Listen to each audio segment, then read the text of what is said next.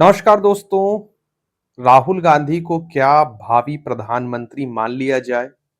क्या मान लिया जाए कि 2029 के इलेक्शन में राहुल गांधी की एक बड़ी जीत होने वाली है और राहुल गांधी देश के अगले प्रधानमंत्री बनने वाले हैं? ऐसा मैं क्यों कह रहा हूं? और एक वक्त में हम ही लोग थे जो राहुल गांधी की आलोचना किया करते थे कि राहुल गांधी विपक्ष का रोल भी अदा नहीं कर पा रहे हैं। कल अगर ये सत्ता में आने का जो दावा करते हैं, अगर ये सत्ता में आएँगे तो क्या करेंगे? और अगर आपको नेतागिरी करनी है, अगर आपको नेतागिरी में उतरना है, अपने आप को चमकाना है, तो आप सत्ता पक्ष में रहकर कभी चमक नहीं सकते, आपको विपक्ष में रहना पड़ेगा। और विपक्ष में आप जिस तरीके से सरकार को घेरते हैं, उसी से पता चलता है कि आप सत्ता में बैठ पाएँगे या नहीं बैठ पाएँगे। और अगर कभी आपको सत्ता जनता देती भी है, तो आप किस तरीके के काम कर सकते हो।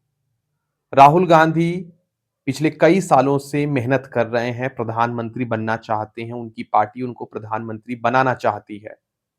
लेकिन उनका जो तौर तरीका था, उनका काम करने का तरीका था, वो जनता से कनेक्ट नहीं हो पा रहा था। भाषा की समस्या हो, संगठन की समस्या हो, कई तरीके की समस्याएं कांग्रेस पार्टी के सामने खड़ी हैं, खड़ी थीं। लेकिन आज संगठन सृजन के माध्यम से कांग्रेस पार्टी लगातार संगठन को मजबूत करने की कोशिश कर रही है। वहीं राहुल गांधी की भारत जोड़ो यात्रा के बाद जो छवि बदली है, उसके बाद से उनको कोई पप्पू नहीं कहता है। उसके साथ-साथ जिस तरीके से 2024 के लोकसभा इलेक्शन में राहुल गांधी के नेतृत्व में कांग्रेस पार्टी 99 सीटें जीतने में कामयाब हुई, उससे भी एक तरीके का नया बूस्ट राहुल गांधी को मिला। हालाँकि जो बाद में विधानसभा इलेक्शंस हुए उसमें एक तरफ़ा भारतीय जनता पार्टी इलेक्शन जीती।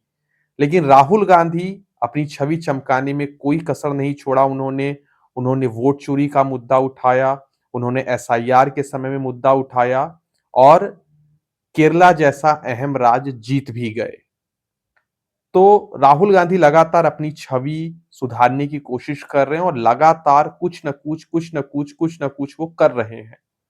भारत जोड़ो यात्रा खत्म होने के बाद वो वीडियो बनाना शुरू किया उन्होंने। कभी वो ट्रक वालों से मिलते हैं, कभी कूली से मिलते हैं, कभी ऑटो ड्राइवर से मिलते हैं, कभी किसानों से मिलते हैं, तो अलग-अलग रूप उनका दिखता रहता है। एक तरीके से वो भारत जोड़ो यात्रा उनकी अभी भी जारी है।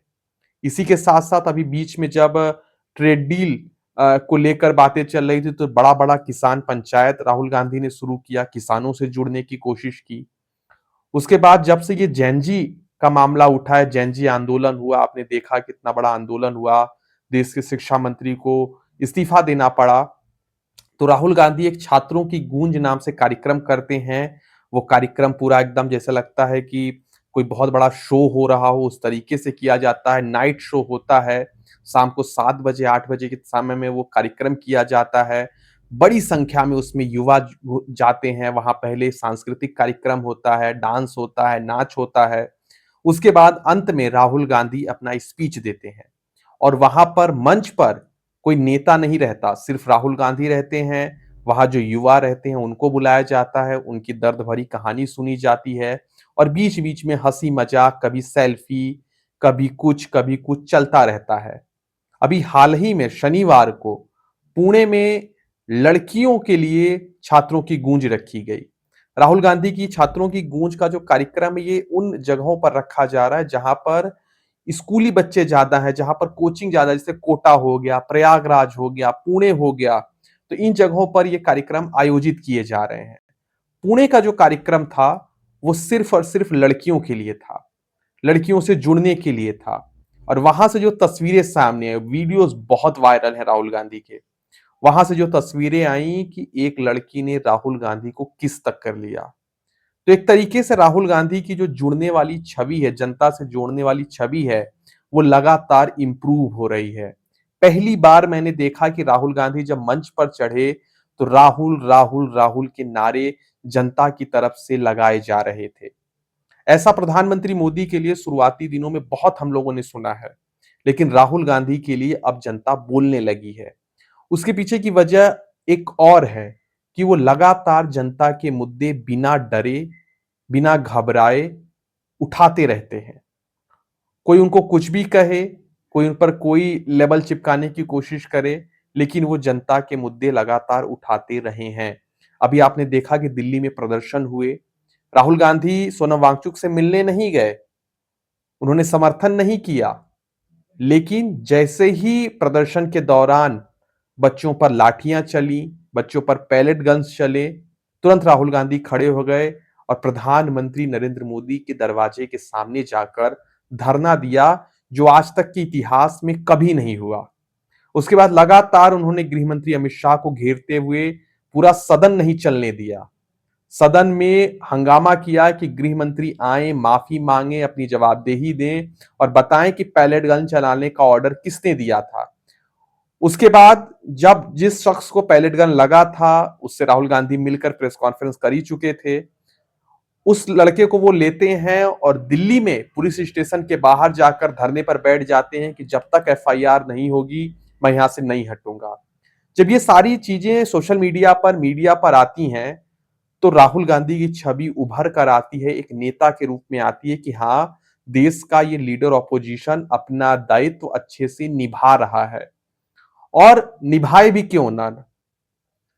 पिछले 10 जब 2014 से लेके 2024 तक तो लीडर ऑपोजिशन का पद ही नहीं था, क्योंकि आप लीडर ऑपोजिशन तभी बन सकते हैं जब आपका हाउस में 10% से ज्यादा सीटें हों, यानी 543 लोकसभा सीटों में से कम 54-55 सीटें आपके पास होनी चाहिए, जो कि 2014 के इलेक्शन में कांग्रेस पार्टी के पास नहीं थी, 2019 के इलेक्शन में भी कांग्रेस पार्टी के पास नहीं थी। इसीलिए उनके पास लीडर ऑपोजिशन का पद नहीं था। लेकिन जैसे ही 2024 के इलेक्शन में 99 सीटें कांग्रेस पार्टी जीत कर आती है, उनको लीडर ऑपोजिशन का पद मिलता है और लीडर ऑपोजिशन बनते हैं राहुल गांधी।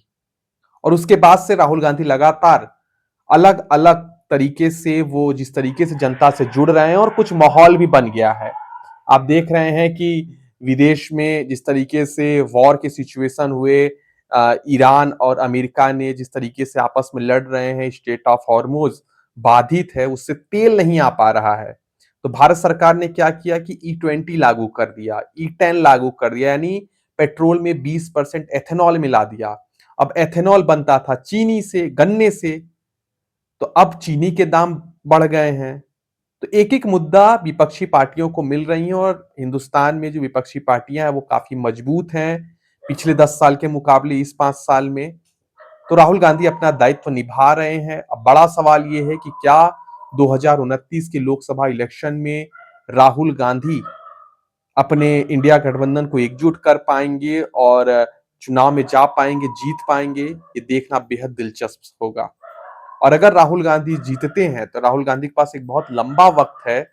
प्रधानमंत्री नरेंद्र मोदी जब प्रधानमंत्री बने थे तो वो 60 के दशक में थे, अभी राहुल गांधी अपने 50 के दशक में है। तो राहुल गांधी के पास अभी लंबा मौका है, अगर वो प्रधानमंत्री बनते हैं तो एक लंबे समय तक प्रधानमंत्री रह सकते हैं।